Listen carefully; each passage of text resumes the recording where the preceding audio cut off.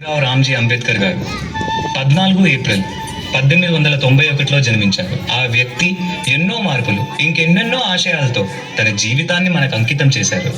అలాంటి గొప్ప మనిషి కథ మన అందరి కోసం.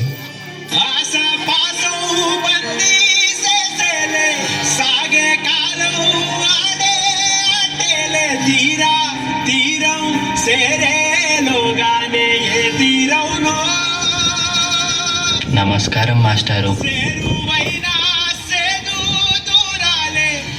పిల్లలు, ఈ ప్రశ్నకి మీలో ఎవరు సమాధానం ఇస్తారు? నేను చెప్తాను మాస్టారు. భీమరావు, ఆగిపో. నువ్వు ఆ బల్లాన్ని తాకితే దాని వెనకాల ఉన్న మా భోజనం మైలైపోతుంది.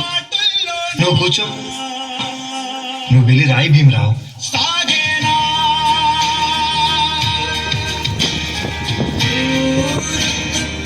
జీవితంలో నువ్వు చాలా గొప్పవాడి అవుతావు భీమరావు.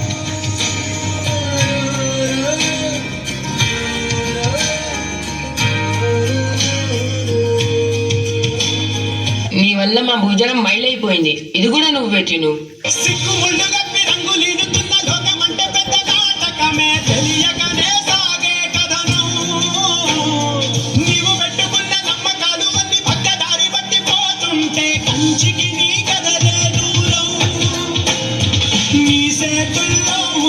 సేతల్లో చూపించి ఎదురేగి సాగాలిగా, నీకే లవ్లో తేలాలంటే నువ్వెదురు చూడాలిగా.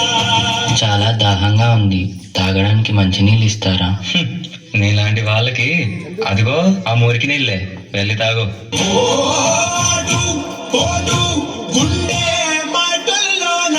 మనుషుల్ని మనుషుల్లా చూడండి, పశువుల్లా కాదు.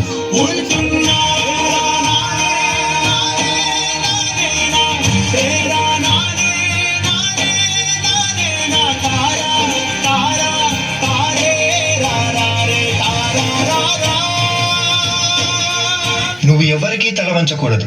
నీ చదువు నీ మార్గం కావాలి. విజ్ఞానమే నీ ధనం కావాలి. నీ వాళ్ళ కోసం నువ్వు ఒక దీపంలా నిలవాలి. నీ కృషి, పట్టుదల, దీక్ష మన భారతానికి రాజ్యాంగం కావాలి. ఇప్పటి నుంచి నీ ఇంటి పేరు నా ఇంటి పేరు అవ్వాలి. అందరూ నిన్ను అంబేద్కర్ అని పిలవాలి. సరేనా భీమరావు?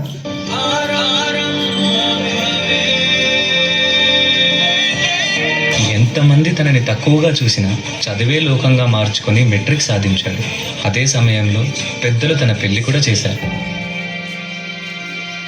సాయాజీరావు గాయక్వాడ్ అనే మహారాజు సాయంతో విదేశాల్లో చదువు పూర్తి చేసి ఎన్నో గణితలు సాధించి తిరిగి వస్తారు.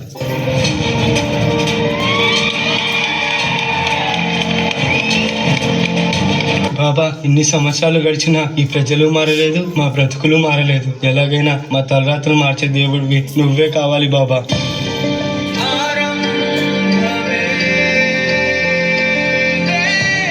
నా ప్రజల కోసం ఎంత కష్టమైనా పోరాడతాను.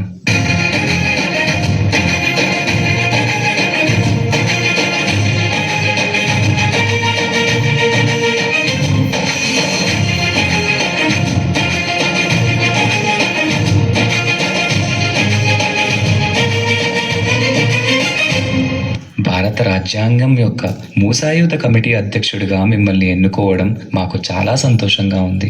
ఇన్నేళ్లకి నా ప్రజలకి, నా దేశానికి సేవ చేసే సమయం వచ్చింది. భారత రాజ్యాంగాన్ని నిర్మించే అవకాశం నాకు దక్కింది. దీనికోసం నా ప్రాణాలు అర్పించడానికైనా సిద్ధంగా ఉన్నాను.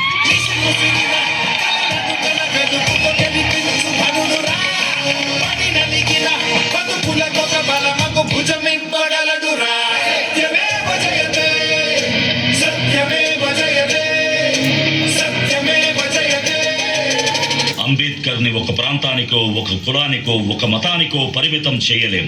ఎందుకంటే ప్రతి భారతీయుడి గుండెపై చెరగని ముద్ర వేసిన మహనీయుడు ఆయన. అందరి కలలు కన్నది ఆయన కలం.